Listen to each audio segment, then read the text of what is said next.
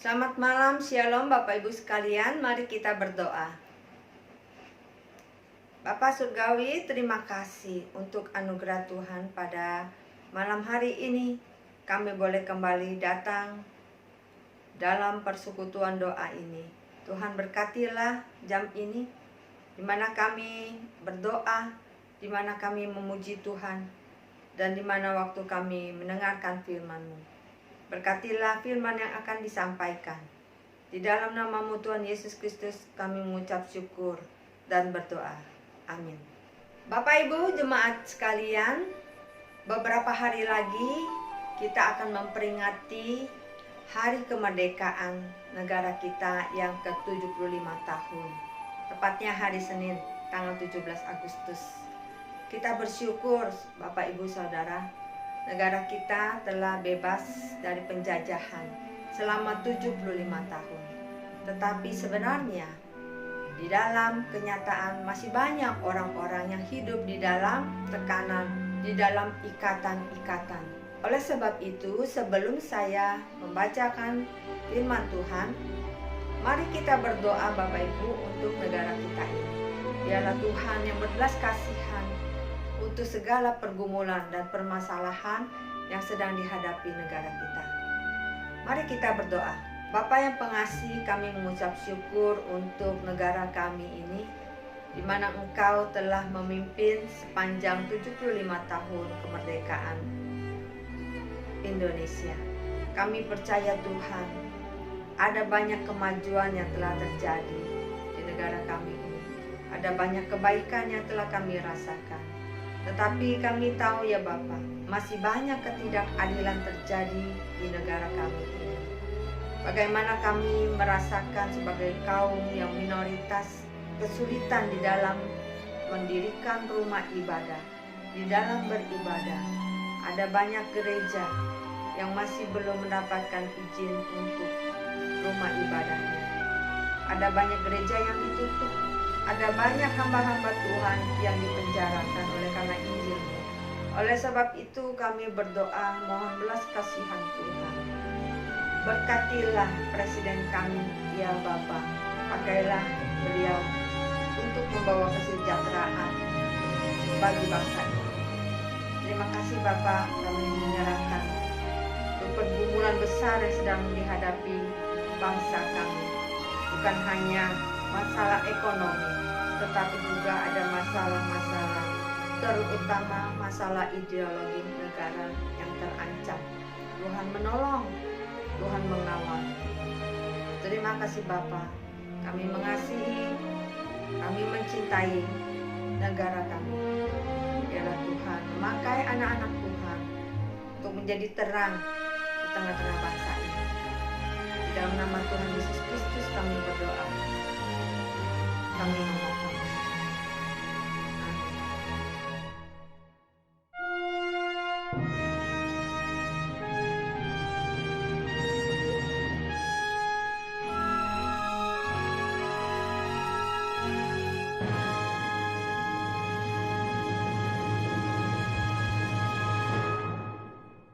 Saudara sekalian, firman Tuhan hari ini saya ambil dari Mazmur 94 ayat 22.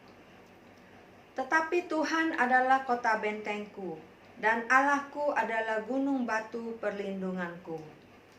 Ayat ini telah menjadi satu inspirasi bagi seorang penulis lagu him yang terkenal saudara, yaitu Ira David Sankey, yang ditulisnya yang kita kenal di dalam lagu puji-pujian KPPK 261, Gunung Batu Perlindunganku. Pada tahun 1885, Mr. Sankey menemukan sebuah syair yang ditulis oleh seorang pendeta Inggris, yaitu pendeta Vernon J. Charlesworth. Kemudian Mr. Sankey mengubahnya menjadi sebuah lagu. Salah satu syairnya yaitu My God is the rock of my refuge, yang didasarkan atas Mazmur 94 ayat 22. Mr. Sankey ini adalah bapa lagu-lagu rohani. Pengaruhnya dalam musik him rohani modern sungguh sulit tertandingi. Kerap kali Sankey juga menyanyikan puji-pujian yang diciptakannya. Suara baritonnya yang amat kuat mempesona banyak orang dan tidak ada yang dapat menandingi vokalnya. Melalui pujian yang dinaikkannya, berita Injil diberitakan dan membawa banyak berkat. Banyak orang dimenangkan oleh puji-pujian yang dinyanyikan oleh Mr. Sankey. Salah satu lagu yang terkenal yang kita tahu di dalam KPPK 261, Gunung Batu Perlindungan. Lagu ini adalah kesukaan para nelayan di pantai utara Inggris. Para nelayan itu kerap kali menyanyikan lagu itu terutama di musim badai. Ada musim-musim tertentu di mana lautan sangat berombak dan seringkali turun badai dahsyat. Namun sebagai nelayan mereka tetap harus pergi melaut untuk mencari ikan, karena memang itulah nafkah mereka sehari-hari. Dan bila mereka telah selesai melaut, ketika kapal mereka mulai merapat ke pelabuhan, mereka mulai menyanyikan lagu. Di tengah badai, Tuhan adalah batu karang perlindungan. Mereka sungguh sangat merasakan tangan Tuhan yang memimpin dan melindungi mereka di tengah lautan luas yang ganas. Tanpa perlindungan dari Tuhan, sangat mungkin mereka telah binasa di tengah samudera ganas ini. Kiranya lagu ini dapat menjadi penghiburan bagi kita juga.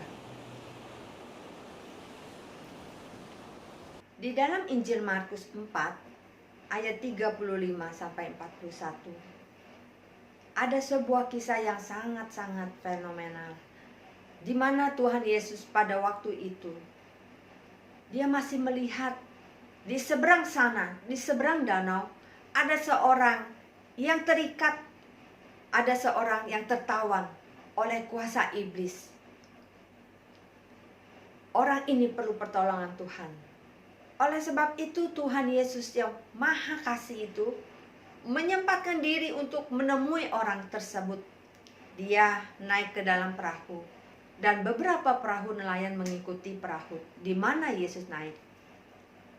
Karena reli pelayanan yang sangat padat membuat Tuhan Yesus kelelahan.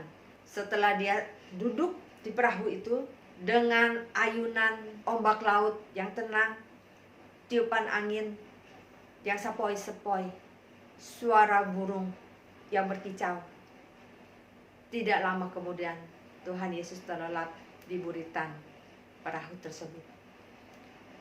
Saudara sekalian, Tuhan mempunyai misi untuk membuka belenggu orang yang tertawan. Tetapi penguasa udara, penguasa angkasa di langit, yaitu iblis, tidak suka, tidak senang akan misi Tuhan Yesus ini. Oleh sebab itu dia mengirimkan kesulitan, mengirimkan tantangan, mengirimkan hambatan. Langit menjadi gelap, angin bertiup sangat keras, membuat ombak begitu besar, dan kapal mulai terombang-ambingkan. Para murid Tuhan Yesus yang adalah nelayan yang handal, mereka dengan sekuat tenaga, dengan pengalaman mereka mencoba untuk mengendalikan perahu itu, tetapi tidak dapat. Dengan kekuatan sendiri, dengan pengalaman sendiri, tidak bisa mengatasi kesulitan. Teringatlah murid-murid, ada Yesus di situ. Dan mereka membangunkan Yesus. Mereka berseru, "Guru, apakah engkau tidak peduli kalau kami binasa?" Saudara yang dikasihi Tuhan, Tuhan Yesus bangun. Dia menghardik angin badai itu. Diamlah, maka tenanglah. Ombak menjadi tenang, angin berhenti bertiup, langit menjadi cerah kembali. Seringkali Bapak Ibu di dalam kehidupan kita, ketika kita hendak melakukan misi Tuhan, penguasa-penguasa di udara. Yaitu iblis tidak senang, tidak suka kita melakukan misi Tuhan. Dia akan mengirimkan hambatan, mengirimkan tantangan, mengirimkan kesulitan supaya kita berhenti, atau supaya kita kandas, supaya kita celaka. Adakah kita berseru kepada Tuhan, atau kita berusaha dengan kekuatan sendiri seperti murid-murid Tuhan Yesus, mengandalkan ketangkasannya, pengalamannya, sampai kita akhirnya mengalami jalan buntu, lalu mengingat Tuhan. Ketika murid-murid Tuhan Yesus mengingat Tuhan, mereka pun mengingat Tuhan dengan cara yang salah. Mereka mengingat Tuhan, mempunyai prasangka yang tidak baik kepada Tuhan. Mereka menghakimi Tuhan dengan berkata, "Guru, apakah engkau tidak peduli kalau kami binasa?" Itu adalah satu penghakiman kepada Tuhan Yesus. Mereka mempunyai prasangka bahwa Tuhan tidak peduli. Mereka marah. Bapak Ibu sekalian, seringkali kita juga demikian. Kita marah, kita berprasangka, kita berseru kepada Tuhan. Iya, kita berseru, tetapi kita berprasangka, "Tuhan, apakah engkau tidak melihat saya? Tuhan, apakah engkau melupakan saya? Engkau membiarkan kami binasa?" Bapak Ibu Saudara sekalian, seberapa pengenalan kita kepada Tuhan? Mungkin seperti murid-murid Tuhan Yesus pada waktu itu. Setelah Tuhan Yesus menghardik angin badai topan itu, diamlah, dan semua menjadi diam, menjadi tenang. Mereka baru bertanya-tanya di dalam hatinya, siapakah orang ini? Sehingga angin badai dan topan tunduk dan taat kepadanya.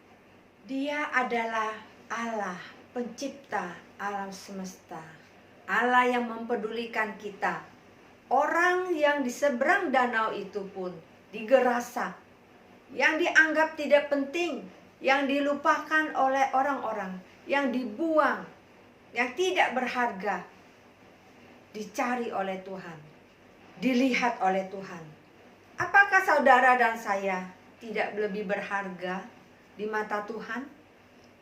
Sekarang, apa yang menjadi gelombang di dalam kehidupan saudara dan saya?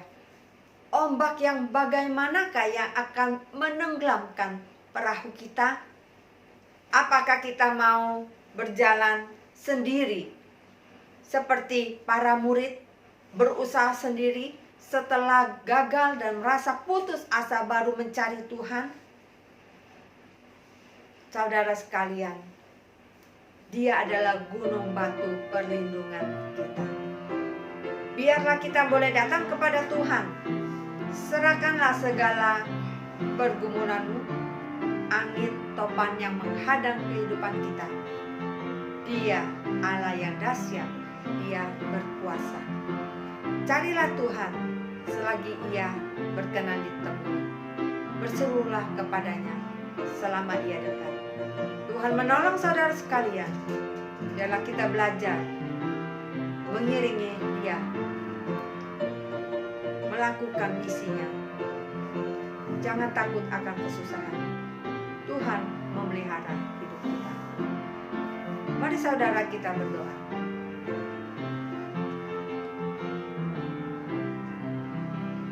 Tuhan, Engkaulah gunung batu perlindungan kami. Kau peduli akan kami ya Bapa. Walaupun terkadang kami merasa sepertinya Tuhan berdiam, seperti Tuhan sedang tidur. Tetapi Tuhan, Kau tahu masanya dan waktunya yang terbaik. Engkau tidak pernah terlambat datang menolong kami. Berikan kami iman pada kasih setia Tuhan. Terima kasih Bapa. Kau tolong jemaat-jemaat Tuhan yang sedang dalam bergumul. Biarlah mereka boleh merasakan Tuhan hadir. Tuhan mengerti dan peduli. Berkatilah umat-Mu. Di dalam nama Tuhan Yesus Kristus kami berdoa. Amin. Shalom. Tuhan memberkati.